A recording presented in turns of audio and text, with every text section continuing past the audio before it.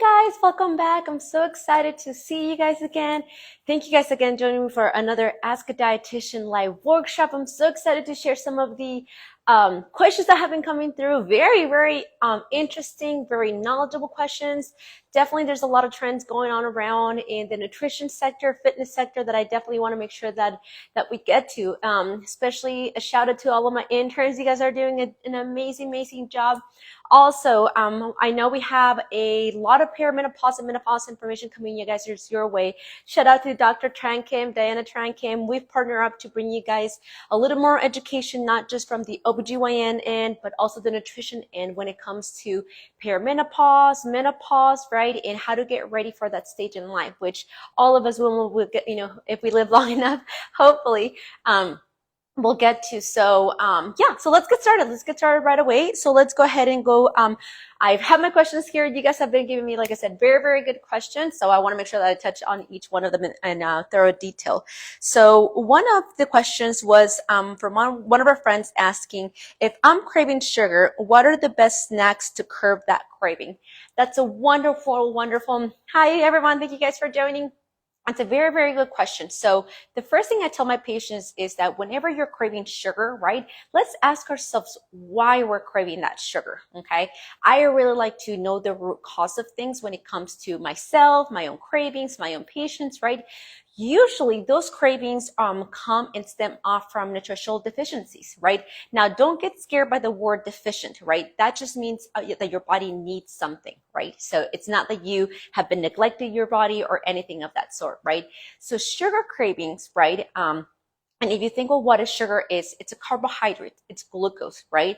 Oftentimes when we're not eating enough carbohydrates or enough glucose, right, we start craving those things. And that message actually comes from the most important organ that we have called the brain, okay? Your brain can only function off of glucose, right?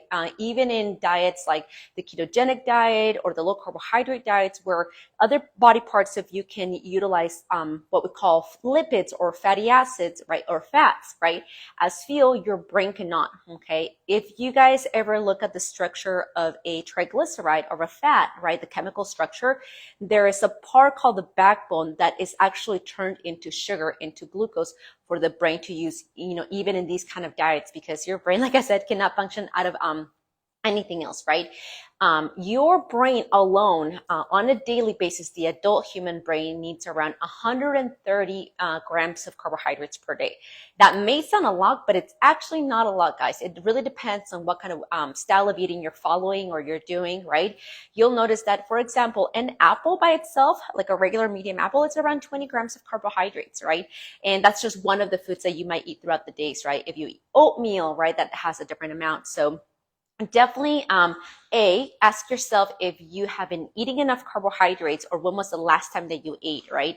So that's when people will say like, oh yeah, like I haven't had anything to eat, since like 9 a.m. and it's now noon, right? So you might be getting hungry, and that's the reason why you're starting to crave sugar, because your brain's saying, hey, I need a little bit of glucose, sugar, to kind of keep going throughout the day.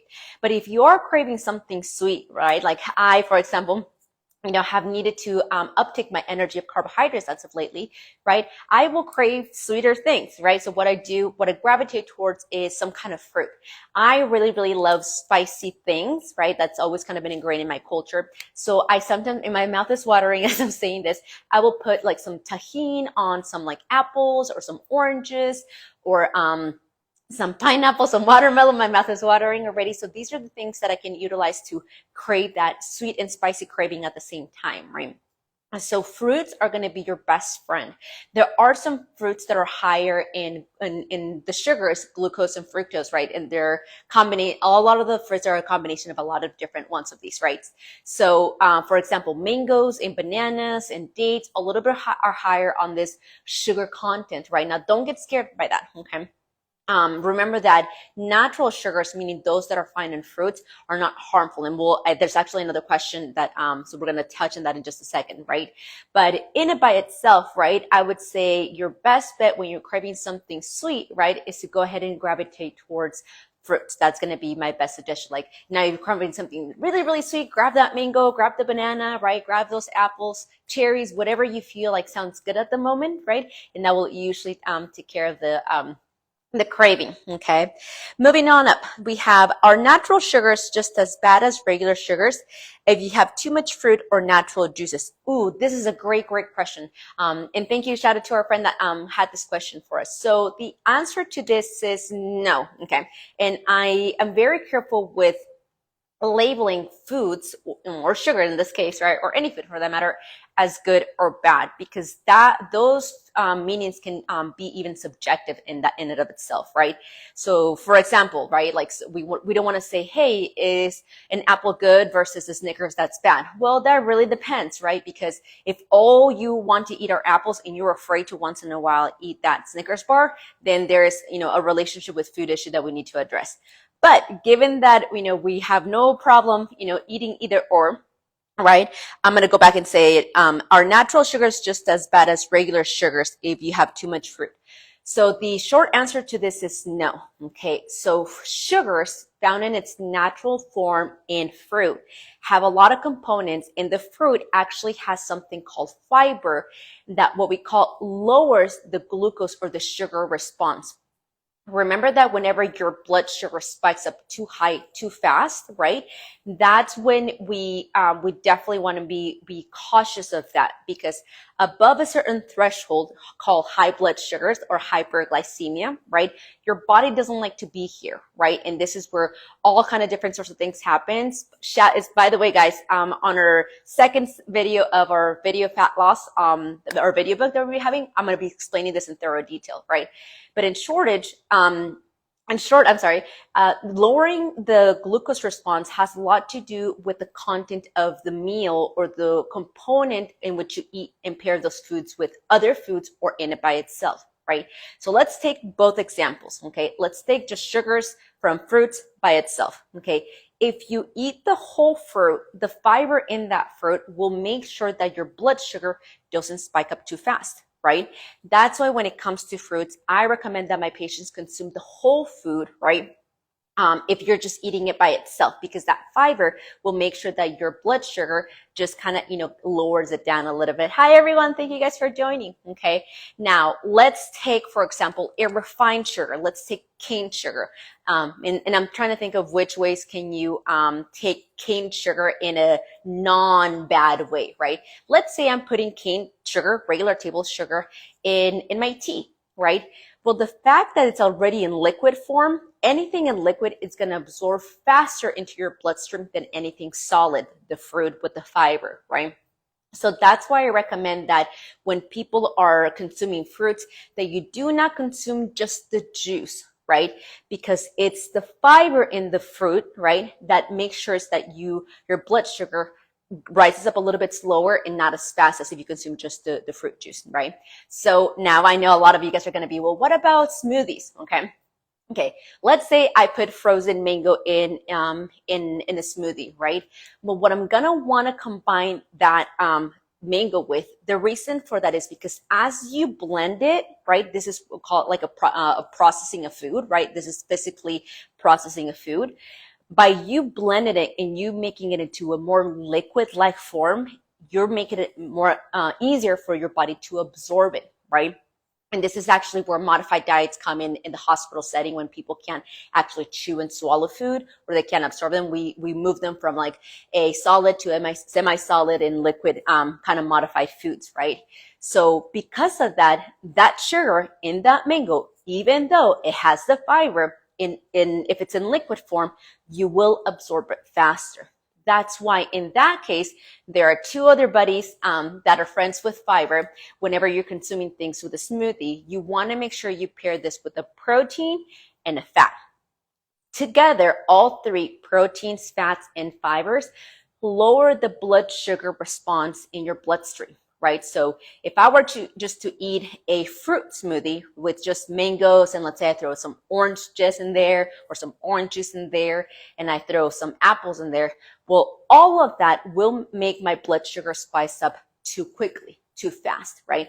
That's why we recommend that, hey, put in all those fruits. There's nothing wrong with that, but just make sure maybe let's put some Greek yogurt in there or a scoop of protein powder in there with maybe like a tablespoon of chia seeds or almond butter or flaxseed, right? Because all of this will make sure that your blood sugars don't spike up too fast, right? So I'm guessing this next concept is, can you have too much fruit at once? I know there was a part about that. The answer to that is yes and no, okay? The reason I say that is because remember, within a given meal, right, your body can only absorb so many calories at once, right? So if you give it nothing but carbohydrates, right, then yes, you're going to get into that high blood sugar place where your body doesn't like to be a lot faster than it would if it had protein and fat in it. So now I know your guys' next question is going to be, well, what's considered too many carbohydrates? That actually depends from person to person. Different people are, very different when it comes to their activity level, when it comes to their lifestyle, right? So for example, if I have a patient that's like a marathon runner, right? And they're going to go running, like, let's say around, noon or 11, and they wake up like at 7 or 6. I'm going to want to make sure that that first meal that they have is actually a little bit higher in carbohydrates and in fats than their protein, right? Because I need those sugars to go into their bloodstream, right?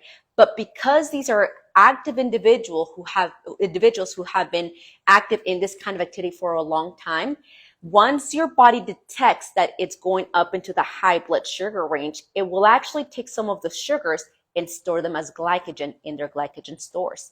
Now, if let's say you're a weekend warrior, right? Like meaning you're not really doing much outside of the weekends, going on hikes, or maybe you actually do a workout, but just on the weekends, right?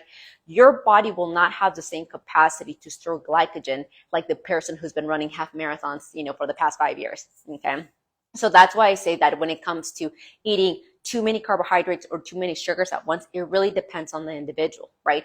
And sometimes we want to have this effect. Let me give you an example. So let's say I want to build muscle mass, right? Well, if I go past that threshold in that hyperglycemia or high blood sugar range, right, a little organ is going to get a message from the brain, and this little organ is called the pancreas.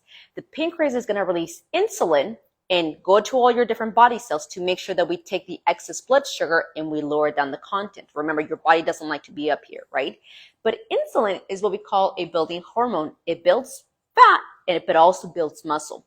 So within a window of about 2 hours after you work out, you actually, if the goal is to build muscle, you actually do want to spike up your blood sugar just a little bit, right? Because we want that insulin to, go to mainly to your muscle cells, which it will. Okay, and say, hey, I need extra sugar in order to repair the muscle that we just torn down.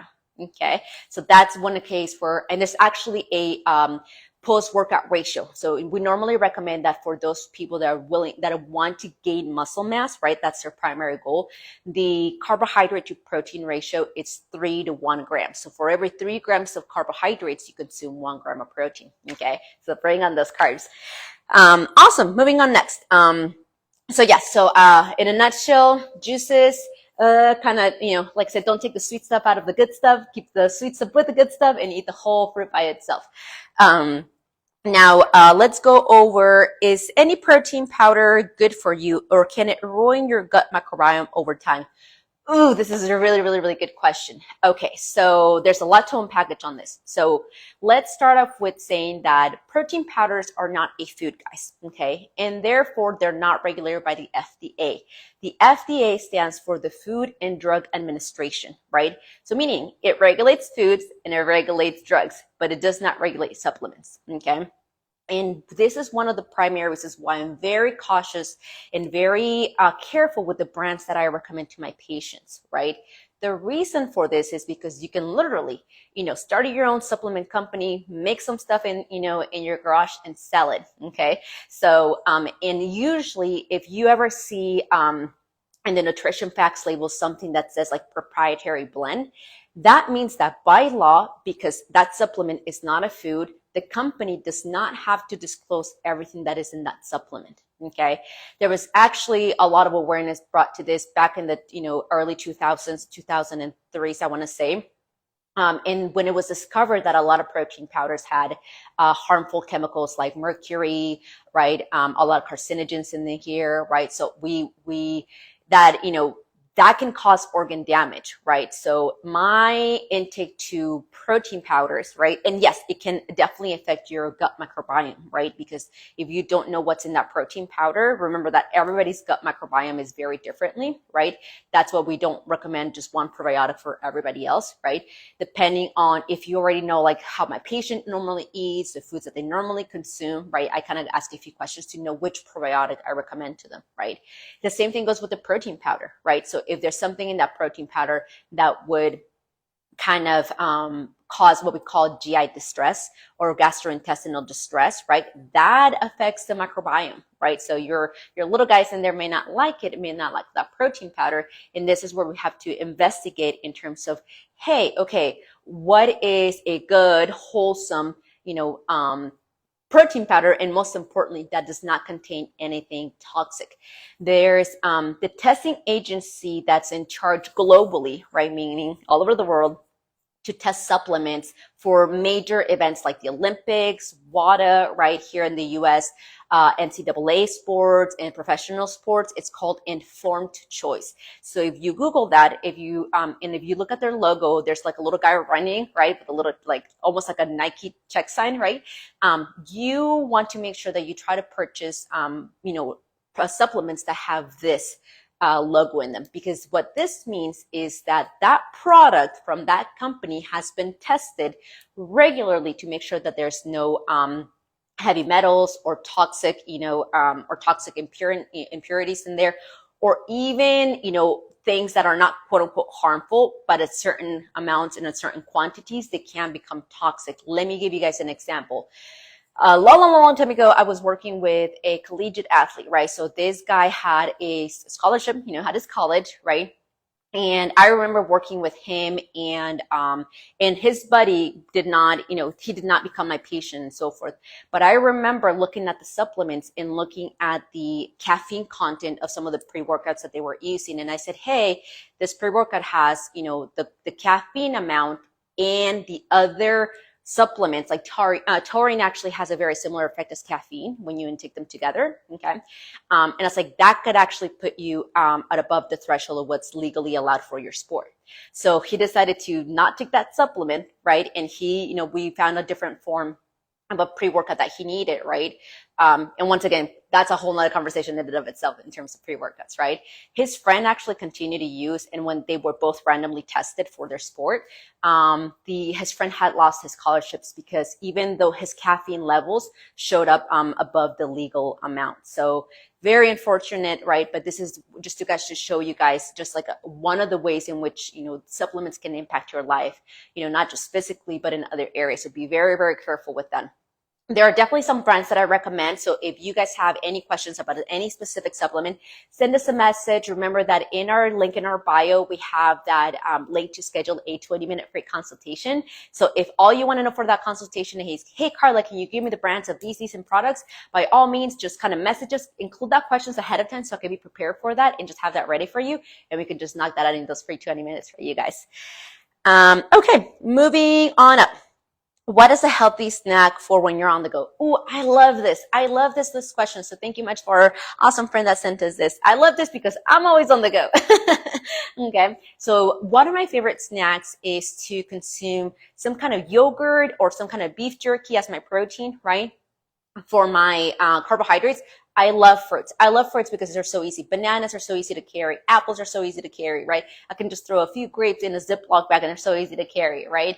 And for my fats, I will usually do some nuts, right? Like a little handful of almonds or pistachios or whatever it is. I really like the satisfaction of opening up the pistachio for some weird reason, right? And I like when they're lightly salted.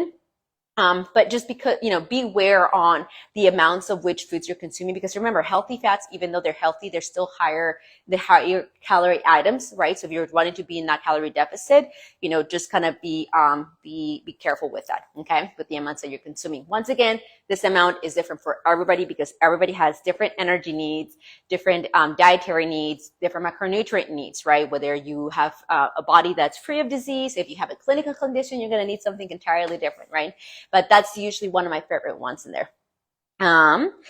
Next up, can you describe pre-diabetes in menopausal women? Ooh, this is really, really, really good. And actually, we're going to have a whole video designed to describe this, but I am going to give you the answer in a nutshell. Okay. A woman's body, as it's kind of coming closer to menopause, a woman will first go through a period called perimenopause, right? In this period, her progesterone levels will first lower, and then her estrogen levels will then lower even, after that. During the menopausal, part, that's where, the woman is no longer producing estrogen or progesterone, and the line essentially goes flat, okay? Well, estrogen has a lot to do with insulin sensitivity, okay? Meaning that normally when you are, before the perimenopausal stage, this is what we call women of child-rearing ages, right? This is one of the reasons why our bodies can metabolize, so break down and absorb carbohydrates fairly well, and, carbs are not going to make you fat. Now, if you have a clinical condition that affects that, then that's a whole nother topic, right? But let's just go with the flow, and let's just say we're free of disease and just going into perimenopause and menopause, okay? So as those estrogen levels start to lower, you become what's called more insulin resistant, okay? And what does that mean, okay? Being insulin resistant or insulin sensitive is a clinical condition that affects the metabolism, so the breaking down or absorption or both of carbohydrates, right? This is why, conditions that affect that, such as hypothyroidism, PCOS, diabetes, right? These conditions, we need to be a little bit more cognizant and careful of our carbohydrate intake, right? Insulin resistance means, and the root cause of this can be very, very different for the different conditions, right? It can mean that you have your cell, right? In the human cell, there are little receptors, like they're like the locking keys, right? Where insulin, the hormone insulin, right, latches onto this receptor and literally opens up the cell for sugar, glucose, right, to go into the cell and be utilized for energy, right? Well, being insulin resistance means that this, the insulin receptor is either not latching at all to the insulin, right? So the cell is not getting the signal, or it's latching on, but it's sending a very weak signal to the point where the cell is not opening up, enough for this glucose to come in, or for all of the glucose that's needed to go in, right? So this causes that insulin, resistance, right? So as you become more perimenopausal, given that you don't undergo HRT, hormone replacement therapy, so given that you don't do any of that, right, your body will be less efficient at breaking down and absorbing, metabolizing carbohydrates, right? Now, this will not be for the rest of your life. This will only happen during the perimenopausal and menopausal time, and usually up to like 2 years after menopause. After that, your body kind of goes back to realizing that, oh wait, I actually need carbohydrates and I actually can break down and absorb them, okay? That's why if you look at the human anatomy and physiology, before puberty and after menopause, men's and women's physiology are pretty much the same. Okay, it's only during those years where hormones start to fluctuate that our metabolism or physiology changes, right? So that's why I say that a woman's body is essentially physiologically way more complex than that of a man, because as her hormones level fluctuate from week to week during her menstrual cycle in a month, right, she literally will be a different physiological human being, okay? I know that was a lot. You're like, wait, what? So essentially, what I'm saying is that you don't become pre-diabetic when you're in perimenopause, because remember, the definition of pre-diabetes is that your blood sugar levels are kind of creeping up high. That will only happen if you're consuming more carbohydrates that your body can handle, okay? Remember that there's a lot of research done on this. For example, we see that women who resistance train and develop that habit prior to perimenopause actually don't become as insulin resistant as the women that don't do that. So women, please, if you want to not gain that belly fat during that perimenopausal time, right, to invest, time now to, get very, very good on understanding and finding ways of resistance training that you like. There's all sorts of ways of resistance training. You don't have to just stick to the weights, right? You can do things like body weight workouts, right? There's so many types of exercises out there. Pilates is a great one, right? If you guys want a list, of them, reach us out, make that, free consultation, and we'll definitely help you find, ones that you guys like. So, remember that just because you're perimenopausal does not mean you're pre-diabetic, but as you're coming in closer into that perimenopausal stage and into that menopausal stage, we do have to watch our carbohydrate intake a little bit more. In our video that's coming up, that we're going to be going into that in detail, by the way, we're going to talk about specifically how do we, target that, and then what do you do once you're actually menopausal, right? So we definitely will go that into detail with you guys. Okay, let's keep on going on next. Hopefully I can get to all of your guys' questions. And remember, guys, you guys can definitely drop your questions in the chat. You guys can definitely, send them over to us ahead of time. I have both things going on in here so I can address both of the questions. So yeah, let us know. Okay, so up next is, what are your thoughts on the Ozempic trend being used as a weight loss drug? Is it safe? Oh my gosh, this is such a good question. Thank you to our friend Matt out there for giving us this question. Okay, I will start off by saying that I'm neither against weight loss drugs, but neither for them, right? And the reason for that is it really depends on a case-by-case scenario, okay? Let me give you an example of both, right? Well, let me start saying that there are some weight loss drugs that we have been used or have been out in the market for quite a bit, bit more time than others. And like I remember, like I think the last one that was released back in 2019, and I think it was Mounjaro that was approved by the FDA in 2019, 2020. So this drug particularly does not have extensive research of long-term use. So the effects of that drug, we don't know, right? There are other drugs, like I said, that have been out there for a little bit longer, but let's look at, once again, why is this drug needed, right? And who is this drug for, right? Specifically, Ozempic was designed for the diabetic population, okay? So, and the reason for that is because, like I just spoke about, the diabetic population, right, their metabolism has been altered to where now they have trouble either breaking down or absorbing those carbohydrates, right? Okay. And what the Ozempic drug does, the Ozempic drug falls into a category of medications that are called GLP-1 antagonists. Okay. Don't let that thing kind of, throw you off. It's a GLP-1. It's a receptor in your brain, by the way. Okay. So, and this receptor has a lot to do with appetite, right? The feeling of fullness and hunger, right? That's why if you look at one of the side effects of Ozempic, it will be loss of appetite. Okay. Now, my first question is, why is this drug needed, right? So my question is, A, are you diabetic, right? Because that's who eventually was made for.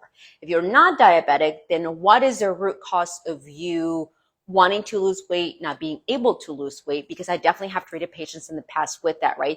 They come with me and they're like, hey, can I try this weight loss drug? I've just been, I've tried everything under the roof, everything under the world, and nothing seems to work. I think there must be something wrong with my metabolism. Right. Long and behold, we go into detail with them, right? And we see that, and in fact, they have never been in a calorie deficit, right? So I'll say, hey, before we do that, let's try something.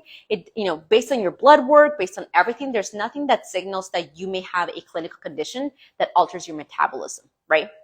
So, with that, I'll go ahead and we'll treat that, right? Because sometimes the root cause of the overweight problem comes from habits that we've developed from a young age, right? At that point, this drug it's not addressing the root of the problem, right? And in my practice, at least, we do focus on that. Let's look at the root of the problem, because otherwise, all we're putting is a Band-Aid on the symptom, and you're going to gain the weight back after it comes off because we didn't deal with that root cause, right? So, this is where we look at. Now, I have had instances where we've utilized weight loss drugs to some of our patients. Let me give you guys an example. I want to say about like a year or two ago, I had a wonderful young lady, right? She had PCOS, right? And we tried, putting her in a deficit with the food that she likes so that she wouldn't feel, overwhelmed, restricted, or anything like that. And we did notice that she was losing body fat, but she was losing it at a way slower rate than we normally see for the amount of effort that she was putting in. And here at Various Wellness, we get very good at tracking things that are actually happening, right?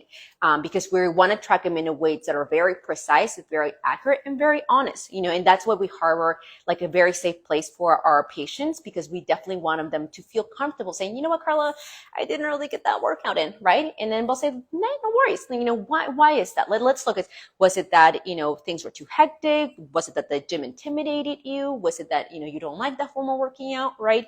We definitely go through all the avenues to make sure that the effort and the work is being done, right?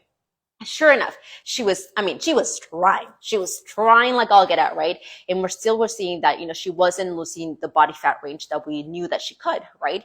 In which case, we saw that, in her blood work did indicate, because of the PCOS, insulin resistance, right? All these other things that I'm like, ooh, okay, yeah, like, your metabolism seems to be very hindered by all of the stuff going on inside of you physiologically.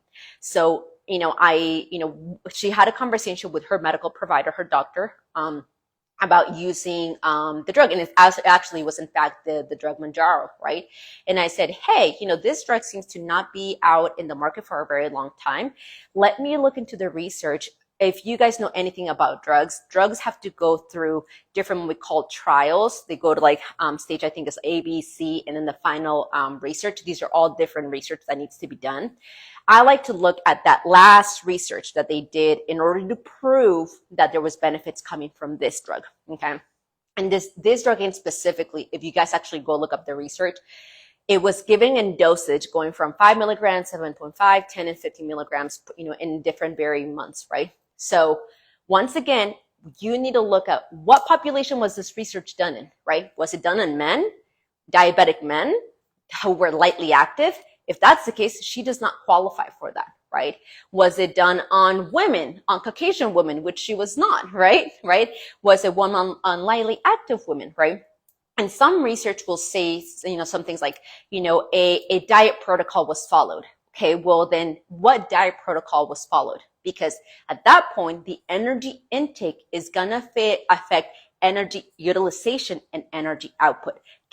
So let me kind of rephrase that. So the calorie intake, right? What ways, what form, what macronutrient breakdown, what would you utilize? That's what I want to know, because we're going to, try to follow that research as to the bone and to the T, okay, as much as we can, because I want to produce similar results as those in the research studies for that of my patient, right?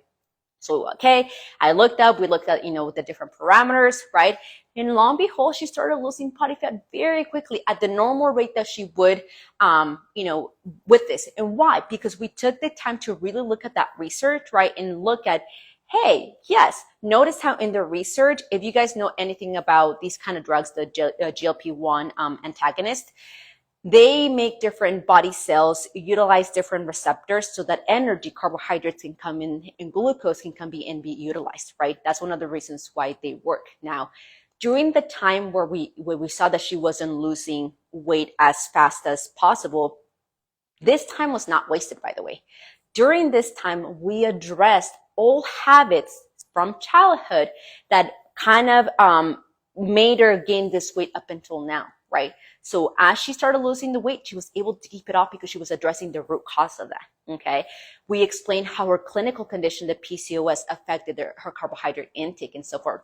And I know that young lady is doing great now. Shout out to you. I know who you are, right? We love you. You helped us, learned a lot. And this is one of the reasons why I say, here at Various Wellness, guys, we really, you guys are not just clients. You guys are someone's mom, someone's sister, someone's husband, someone's son, right? And we treat you as such, right? You really become one of our family members, and we will definitely go out of our way to help you and find a solution to your guys' problems. I know there's a few questions out here. I'm going to try to kind of go on in there. Thank you, Miss Mercedes. I know you've been loving the program. I'm so proud of you. You've come such a long way.